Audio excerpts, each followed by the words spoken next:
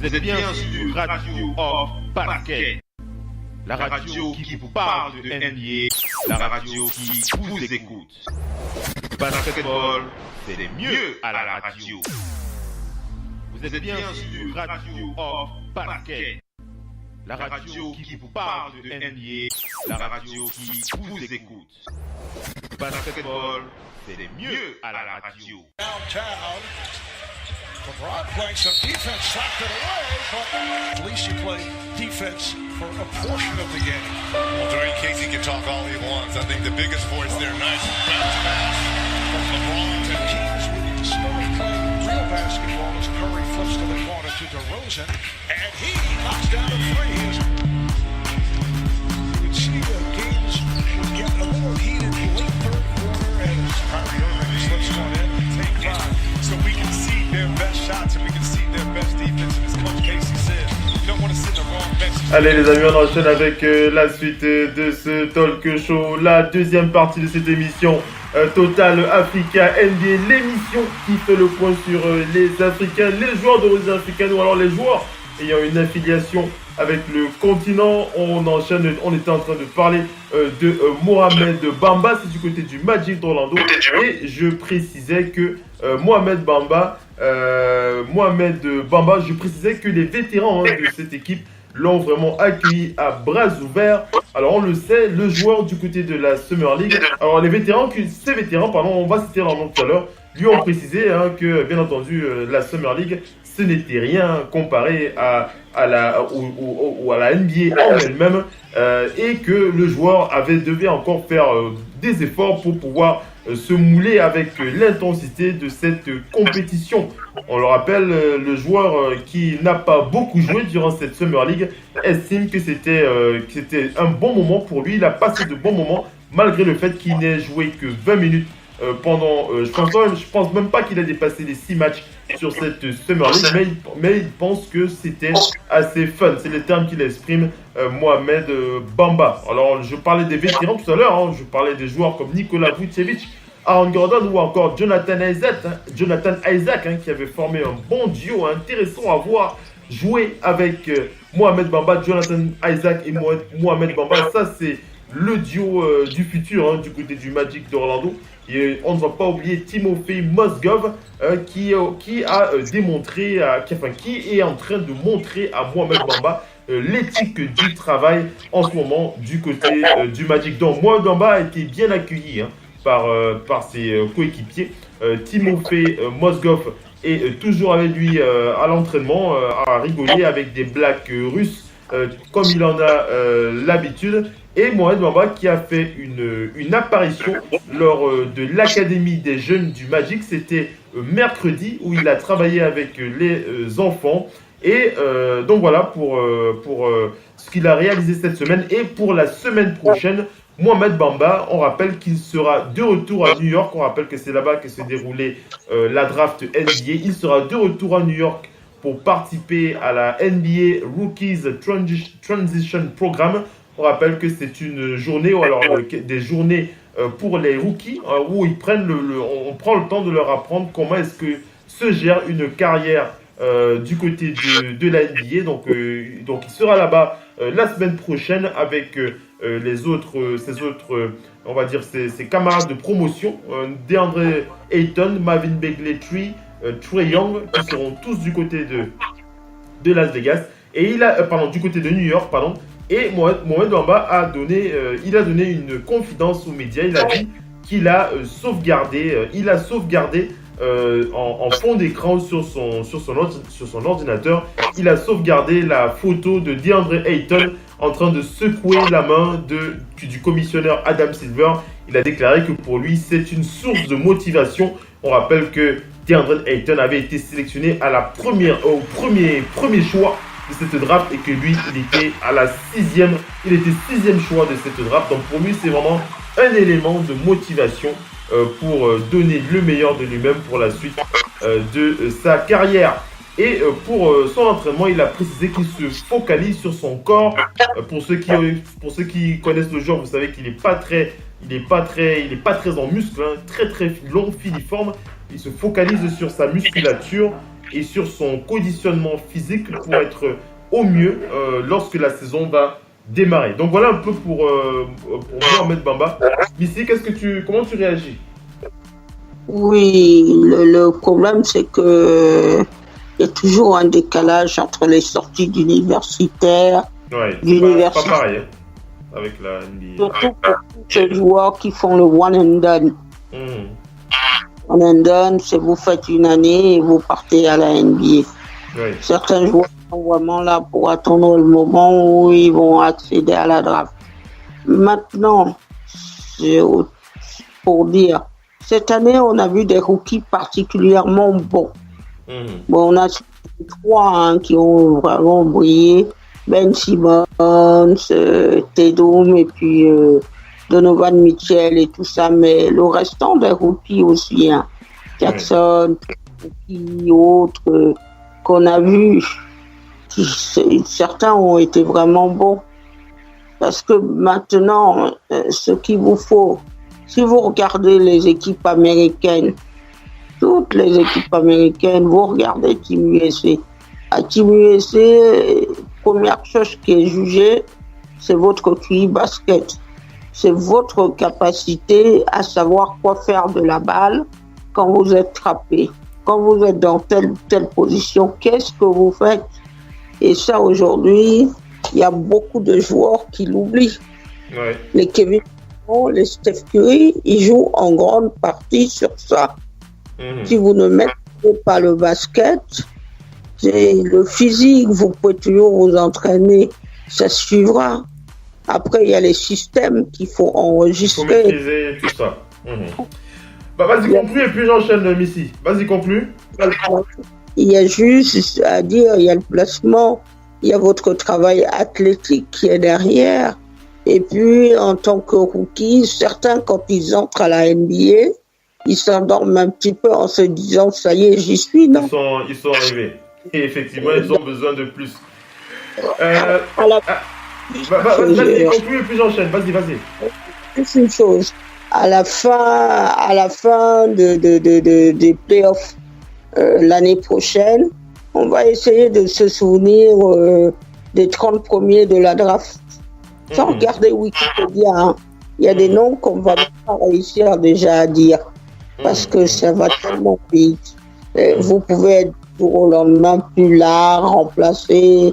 Il y a beaucoup de joueurs comme ça qui étaient bien classés. Il n'y a rien qu'à voir à un Bennett. Oui. Ouais, c'est clair. Allez, enchaînons Missy, on va aller du côté de la Tunisie, du côté des Mavericks pour parler du Tunisien, le pivot Salah Mejri, qui a donc re-signé avec les Mavericks de Dallas. Salah Mejri qui sera donc le backup de DeAndre Jordan. On rappelle que Salah Mejri avait déjà passé 3 ans à Dallas. Le vétéran, c'est un rookie, mais bon, c'est pas un rookie, ça fait pas longtemps qu'il a NBA, mais c'est quand même un vétéran de 32 ans. On rappelle qu'il a tourné à 3 points, 4 rebonds en 168 matchs. Et qu'il a été le leader des Mavericks en field goal de pourcentage de paniers marqués et en contre lors de ces 2 premières saisons. Donc Mejri sera donc le remplaçant, le backup de DeAndre Jordan et donc voilà pour le Tunisien qui a aussi, on rappelle quand même qu'il était un coéquipier aussi de Luka Doncic qui a rejoint cette équipe des Mavericks. On rappelle que les 2 joueurs étaient du côté de l'Espagne au Real de Madrid et que Mejri était aussi membre de l'équipe de la Tunisie lors des Jeux Olympiques. C'était en 2012. On enchaîne, on va parler de Luol Deng. Luol Deng, tout le monde connaît un petit peu, tout le monde. Si vous ne savez pas quelle est la situation de Luol Deng qui a pris une vraie bouffée d'air en participant au NBA Africa Game. C'était une vraie bouffée d'air pour lui, Luol Deng qui a envie de rejouer au basket dans une équipe qui a envie de le voir jouer et ce n'est malheureusement pas le cas du côté des Lakers. On rappelle que Luol Deng a joué un seul match la saison dernière avec les Lakers de Los Angeles qui ont mis une priorité au développement de leurs jeunes joueurs et le joueur n'est toujours pas au fait de la clarification de sa situation avec son équipe. On rappelle qu'il a encore 2 ans sur son contrat. Vous imaginez bien, même pas 1 an, 2 ans sur son contrat avec les Lakers de Los Angeles. Et lorsque les médias lui ont posé la question, il a dit « Franchement, je ne sais pas comment les choses vont se passer à Los Angeles. Je vais y aller et voir ce que ils veulent, je vais voir ce qu'ils veulent. Il y a beaucoup de choses dont nous avons parlé. Nous avons parlé du fait que je ne puisse pas jouer. C'est la décision d'une organisation. Hein. Moi, je n'y peux absolument rien. Il y a des gens qui peuvent dire des choses, mais il y a ceux qui peuvent prendre des décisions. Moi, j'ai encore 2 saisons sur mon contrat. Et je ne peux qu'attendre quel sera le choix de la franchise à mon égard. Il dit, je sais à quel niveau je peux encore jouer, mais la décision ne viendra pas de moi, elle vient du front office. J'ai envie de jouer, j'ai envie de faire partie de quelque chose d'important. J'ai envie de donner le meilleur de moi-même, mais voilà, hein, je suis dans cette situation. Ce n'est pas de ma faute. Hein, voilà, Liu Holden qui est obligé d'attendre. Hein, comment ça va se décanter avec les Lakers. Alors, tout porte à croire qu'il peut encore passer toute une saison sur le banc. Hein, ici, hein. Oui. Il peut encore passer une saison sur le banc. Oui, il peut. Le problème, c'est qu'il n'est pas pour l'heure inclus dans les trades. Ouais. J'espère en tout cas que le joueur trouve, enfin que le front office trouvera une solution au cas de ce joueur. Passons au Nigérian Al-Farouk Aminu. C'est du côté du Nigeria. On n'a pas souvent l'occasion de parler d'Al-Farouk Aminu et on va en profiter ce soir. Ça fait plaisir. Al-Farouk Aminu qui était donc du côté de Pretoria. On rappelle qu'il a joué, il a participé au NBA Africa Game et on rappelle que ça fait 3 ans hein, que Al-Farouk Aminu n'avait pas rejoint l'équipe nationale du Nigeria. Ce sera donc le cas en septembre prochain où il rejoindra donc l'équipe du Nigeria pour la qualification de son pays pour la Coupe du Monde 2019. On rappelle hein, qu'il avait fait partie de la campagne qui a mené cette équipe vers le titre continental en août 2015. Mais depuis, le joueur n'avait pas été rappelé avec le Nigeria, tout simplement pour une raison simple. Ce n'était pas parce que il avait un problème de santé, mais c'était à cause hein, de ces problèmes, vous savez, ces problèmes récurrents qu'on a avec l'assurance du côté de la Ligue et les différentes fédérations qui ont du mal à régler ce problème. Donc voilà, Al-Farouk Aminu qui n'a pas pu rejoindre son pays à cause de ces problèmes liés à son contrat, enfin aux assurances, à ce problème lié aux assurances. Et mais cette fois, c'est bon, il va pouvoir rejoindre le Nigeria pour le mois de septembre. Il a déclaré que pour lui, c'est une grande opportunité. Hein, c'était une grande opportunité. Il est très très heureux de rejoindre l'équipe du Nigeria. Il dit que jouer pour son pays, ça permet toujours d'élever son niveau de jeu. On rappelle hein, qu'Al-Farouk Aminu est né au Nigeria. Je termine, après tu réagis. On rappelle que Al-Farouk Aminu il est né à Atlanta. Je me suis trompé, j'ai pas dit Nigeria. Il est né à Atlanta. Son père est nigérian, c'est sa mère qui est américaine, mais le joueur est resté très très très proche de ses racines du côté du continent. Il a déclaré aux médias que lorsqu'il est au Nigeria, il se sent vraiment à la maison. C'est quelque chose de merveilleux pour lui. Pouvoir manger. Alors, il a donné le nom de ses plats préférés du côté du Nigeria. Alors, si vous êtes nigérien ou pas, vous devez savoir ce que c'est que le foufou. Alors, les bars, ce sont les plats préférés d'Al-Farouk Aminu. Alors, lorsque je suis au Nigeria, il dit c'est merveilleux de manger mon foufou, mon neba. Hein, c'est un plat traditionnel nigérian. Il dit lorsque je suis avec ma grand-mère, alors sa grand-mère qui est décédée récemment, lorsque j'étais avec elle, j'étais toujours très très heureux de rester avec mes tantes, mes cousins, mes amis. C'est toujours une expérience magnifique pour moi. Hein, on rappelle que le Nigeria va jouer le Sénégal, ils vont jouer la Côte d'Ivoire, ils vont jouer l'Afrique, ils vont jouer la République centrafricaine. Ce sera du côté de Lagos que ça va se dérouler. Et Aminou qui reste toujours une clé pour la victoire de cette équipe. Je termine pour préciser que lorsqu'on lui a demandé quelles sont l'équipe pour lesquelles il pense que ce sera les adversaires qui vont leur donner plus de fil à retordre, il pense que le Sénégal et la Côte d'Ivoire sont des équipes qui qui se méfient de cette équipe. Il ne faut pas les sous-estimer. Voilà pour Alpha Okamidou qui sera là du retour dans son pays en septembre. C'est une bonne nouvelle. Vas-y Missy, qu'est-ce que tu veux dire? C'est toujours quelqu'un qui a toujours bien brillé avec l'équipe du Nigeria. Bien sûr. L'Afrique n'a pas cette occasion d'aller loin dans les compétitions internationales.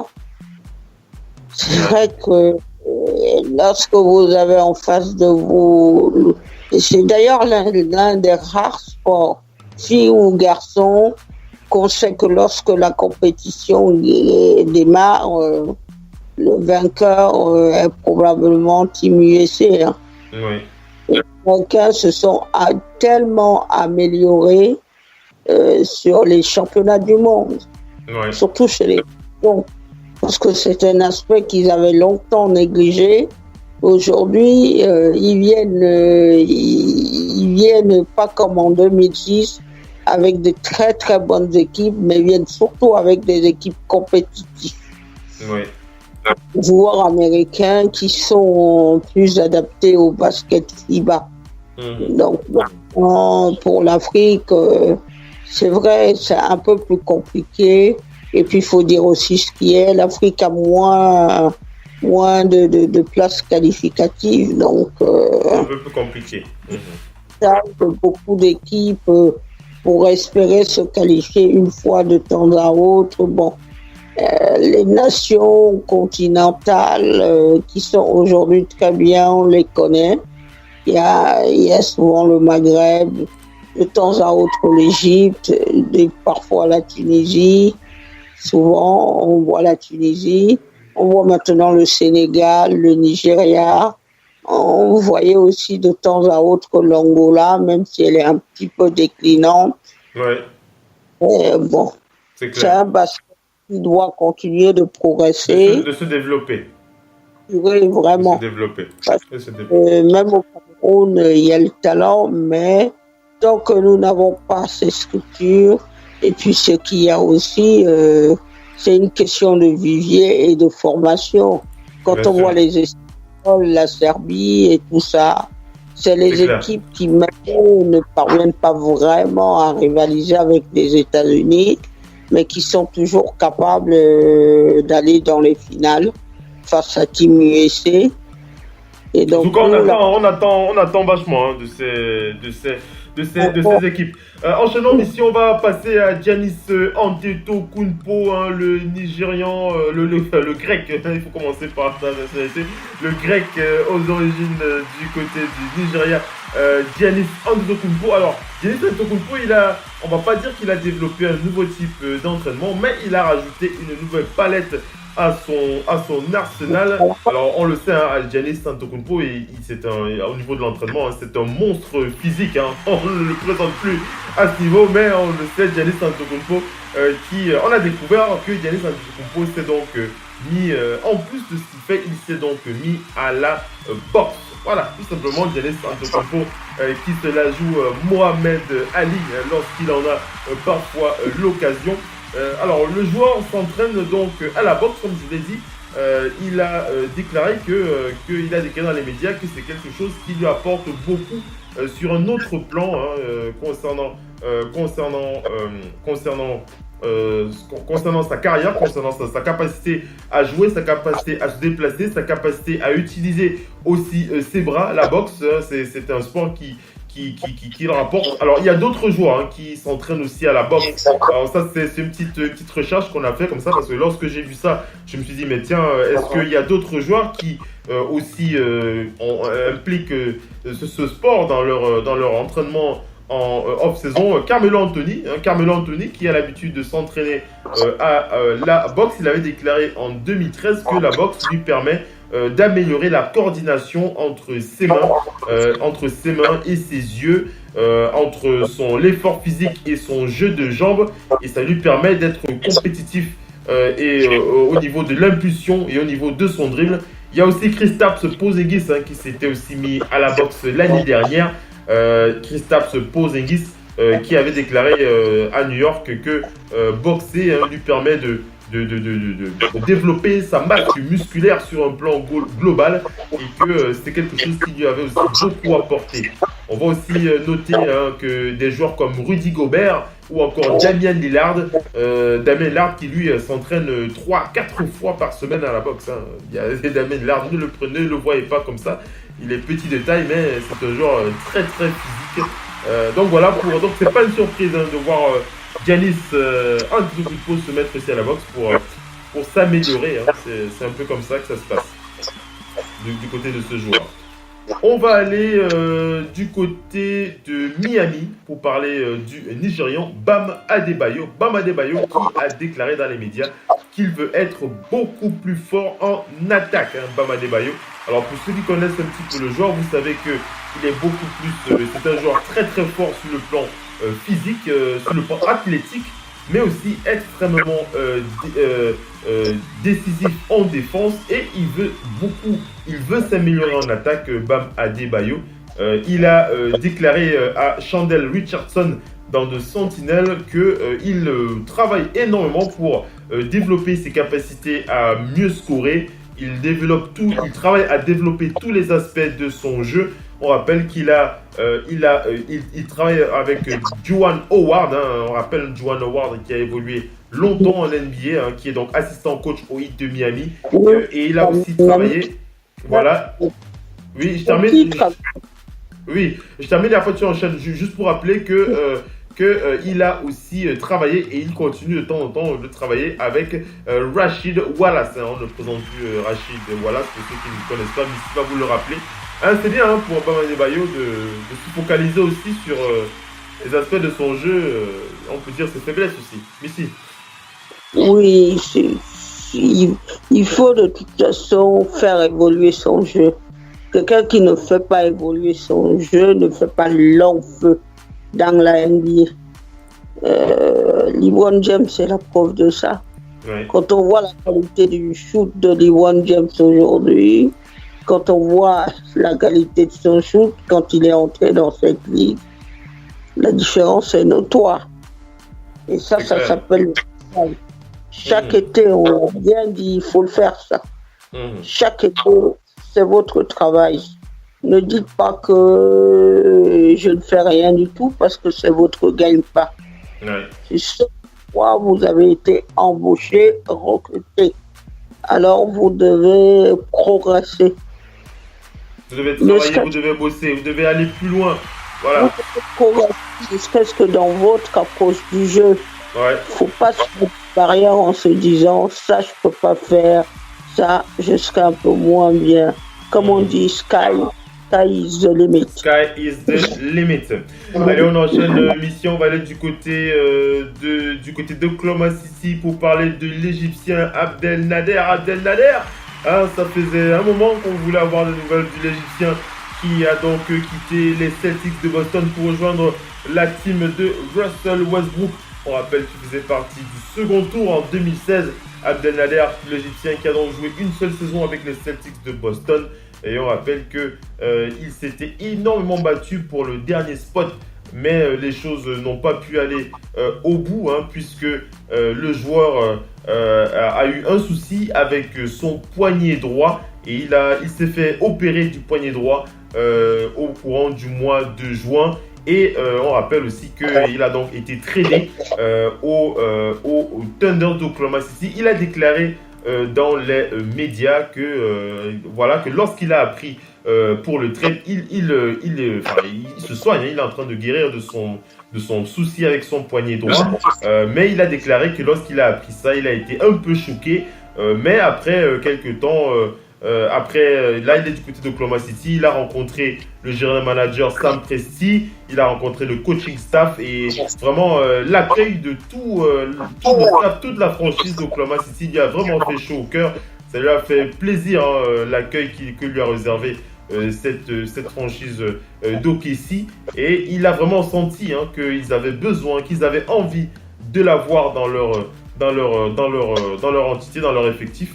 Et pour lui, ils se sont bien, Abdelnader. Moi-même, personnellement, j'étais un petit peu inquiet pour lui, hein, en début d'été. Là, j'étais un petit peu déçu, enfin pas un petit peu déçu, mais un petit peu inquiet pour le cas d'Abdelnader, car on le sait, hein, lorsqu'il faut se battre pour la dernière place dans un spot d'une franchise NBA, ce n'est jamais une garantie pour la suite de votre carrière. Même ici, c'est jamais évident. Hein, mais voilà. La NBA, ce n'est pas une garantie. C'est quand vous entrez dedans, vous devez démontrer à quelqu'un qu'il vous a choisi, pas au hasard, et pourquoi il doit vous conserver. Ouais. C'est ça. Est-ce que la vérité pourquoi on coupe les gens, c'est les playoffs. Hein. Oui. Les playoffs, c'est le juge de paix. Oui. Un joueur qui n'est pas capable d'apporter beaucoup, de bien jouer aux playoffs, généralement, il saute. Hein. C'est les playoffs qui font que vous ne demeurez pas dans une équipe, parce que les saisons régulières, vous mettrez toujours des paniers. La défense ne paraît pas. Si Kevin Durant est très apprécié par les gens, ce sont ses résultats aux playoffs. Quand vous connaissez ses stats de l'année et ses stats des playoffs, ils sont concordants. Il faut toujours que vous soyez plus présent et bon partout. Ça, on ne va pas vous le dire. On ne va pas vous le dire. Même si vous ne jouez que 5 minutes, votre ratio, il doit être en concordant. On va se dire, oui, Marcus Smart, les discussions ont duré longtemps avec Boston, mais ils l'ont re-signé parce qu'ils savent que du moment où il est là au terrain, il amène le peps, l'énergie, il se battra. Il va se battre, il ne sera pas à plonger avec une main qui est déjà blessée. Bref, il faut vous faire apprécier des gens. Pas seulement parce que vous êtes physiquement bien ou autre, mais c'est par la qualité de votre travail qu'on vous apprécie. Et ça, généralement, les jeunes joueurs, ils perdent ça de vue. Parce que on pense toujours que quand quelqu'un a ouvert la porte, nous a fait entrer, ça ne veut pas dire qu'il nous a dit. Ça ne veut pas dire que les choses sont ça ne veut pas dire qu'il nous a nous asseoir. Ça veut dire qu'il nous demande de lui montrer pourquoi il doit nous laisser nous asseoir. Ouais. Alors, vas-y, conclue, j'enchaîne. J'enchaîne avec la suite. On a encore des news NBA à diffuser. Vous n'avez pas d'arguments à faire valoir, eh bien, on ne vous garde pas. Il faut avoir les arguments à faire valoir. C'est clair, Missy, c'est clair. Alors, on enchaîne avec la suite du talk show. On va parler de OG Anunoby. C'est du côté des Raptors de Toronto que ça se passe. Hein. Alors, moi, j'ai beaucoup d'attentes pour OG Anunoby. OG Anunoby que moi, j'ai considéré comme étant parmi les 3 meilleurs joueurs africains évoluant du côté de la NBA. Est-ce que OG Anunoby va pouvoir continuer dans cette lancée et être toujours aussi influent, incisif, on va dire ça comme ça. Moi, j'ai vraiment apprécié ce joueur et je pense vraiment que j'attends vraiment de voir l'influence qu'aura Kawhi Leonard sur le jeu de ce jeune joueur du côté Nigeria. Alors j'ai fait une petite analyse concernant OG Anunoby pour savoir qu'est-ce qu'on pourrait tirer de cette liaison entre OG Anunoby et Kawhi Leonard. Qu'est-ce que OG Anunoby peut apprendre de Kawhi Leonard? Alors la première chose, il y a 3 éléments que j'ai notés. La première chose que j'ai envie de voir concernant OG Anunoby, c'est de pouvoir améliorer son jump shot. Alors ça c'est vraiment indispensable pour être une menace dans cette ligue. On rappelle que lors de sa rookie saison, OG Anunoby chutait à 47% en forme de field et il était à 37% à 3 points. Donc il était vraiment dans ses limites. Et en janvier, le joueur il était au niveau il avait vraiment atteint un mur, c'est-à-dire qu'il n'arrivait pas à scorer à 3 points. Donc le 3 points, c'était un vrai problème pour le joueur. Donc on se souvient que quand Kawhi Leonard était arrivé en NBA lors de la saison 2011-2012, la mécanique de son shoot était aussi assez suspecte. Et lorsqu'il était à San Diego State, il tournait carrément à peine 5% à 3 points, Kawhi Leonard. Donc il était pas bon du jour au lendemain. Mais le joueur a beaucoup travaillé avec Chip Engelland. C'était l'assistant coach des Spurs qui l'a beaucoup aidé. Il a vraiment été son gourou, le gourou du shoot de Kawhi Leonard. C'est bien Chip Engelland, c'est du côté des Spurs. Il a vraiment aidé à améliorer son shoot et je pense que Kawhi peut utiliser aussi les quelques astuces qu'il a eu pour se développer et les transmettre à OG Anunoby. Le deuxième élément indispensable pour OG Anunoby afin de passer un cap, c'est surtout de ne pas agir dans la précipitation comme on a pu le voir du côté lors de la saison régulière. On l'a vu balle en main lorsqu'il s'agit d'être dans des phases de playmaking. Le joueur a parfois tendance à avoir du mal à lire les situations de jeu et il a souvent parfois un peu de mal à prendre la meilleure décision possible.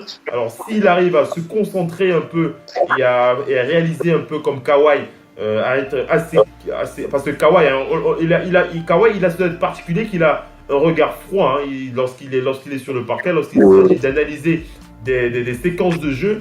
S'il arrive à transmettre ça à OG, ce serait excellent. Et le dernier point, ça c'est le point sur lequel je pense qu'on m'attendait, c'est la défense. Il faut vraiment que OG soit un cauchemar en défense et il a le potentiel pour avoir ce niveau. Je ne dis pas qu'il sera un Kawhi Leonard, mais il a ce potentiel pour être un véritable cauchemar en défense. Déjà au niveau de son physique, il est déjà assez impressionnant. C'est un joueur qui peut devenir un elite defensive stopper. Donc moi c'est les trois choses que je vois pour OG Anunoby. J'espère, je termine pour préciser que j'espère que Kawhi va rester plus d'un an au Raptors. Si c'est le cas, on pourra voir les effets de cette influence. Dans le cas contraire, OG Anunoby risque de manquer quelque chose. Missy? Oui. Comment tu réagis? Déjà pour lui, ça a été bien parce que même si les Raptors sont pris 4-0, il s'est montré sur quelques matchs des Raptors. Ouais, il a fait quelques apparitions intéressantes. Il a fait quelques bonnes prestations. Maintenant, ce qui est là maintenant, votre jeu, il doit progresser partout. Les Warriors gagnent des titres parce qu'ils attaquent bien, et c'est surtout qu'ils défendent bien. Donc, vous limite. Donc, ne pensez pas juste que vous allez prendre un tir et vous allez gagner le match. Et surtout, on dit souvent les Warriors prennent un tir à 3 points, non. Les Warriors, ils prennent plus les layups. Ils prennent le petit tir à 2 points. Mais ils font ça mieux que tout le monde. Donc, à un moment donné, il va falloir mettre en place des systèmes où il peut jouer, voir comment ça va finir avec Kawhi Leonard. Il y a le départ de DeMar DeRozan qui ne digère toujours pas, mais qui chamboule aussi tout. Oui. Parce que DeMar était quand même là depuis, avec quelques automatismes. Et puis il y a le nouveau coach, et puis il y a l'autre là. Il y a c'est Scario ou comment il s'appelle, c'est le coach de l'Espagne. Le coach de l'Espagne a été nommé assistant des Raptors. Il va rester coach de l'Espagne, il a été nommé assistant. Donc son expérience il a une très grande expérience avec l'équipe d'Espagne. Il a été plusieurs fois champion d'Europe.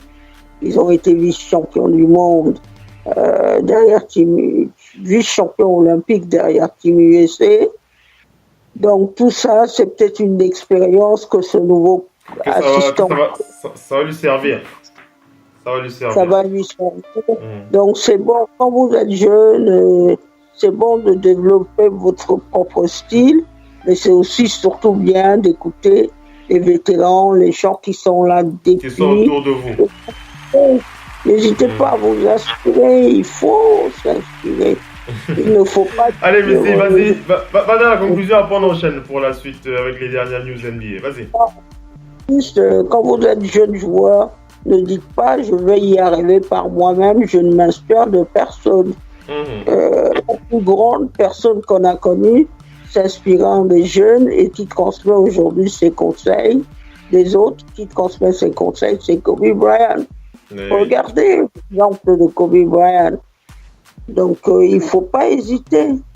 C'est clair. Allez, on enchaîne ici avec la suite du talk show. On passe à la dernière partie de cette émission. Ce sont les news du côté de l'NBA. Dans moins de 10 minutes, restez bien connectés. Now, decide not to use it. Curry, way downtown. Bang! No. Anthony for three. In your face, all over the place. We're online 24/7. 24/7. You're listening to the hottest internet station. Radio Hall of Fame Basketball. The first NBA radio for all the fans around the world. Radio Hall of Fame Basketball. We talk about NBA. We talk about passion. We are your radio.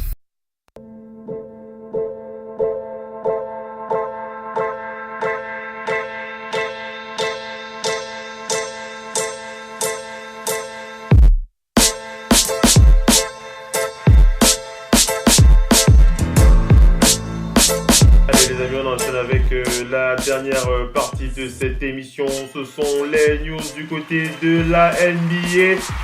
On va clôturer ce talk show avec cette toute dernière news. On va aller du côté des Cavs de Cleveland pour parler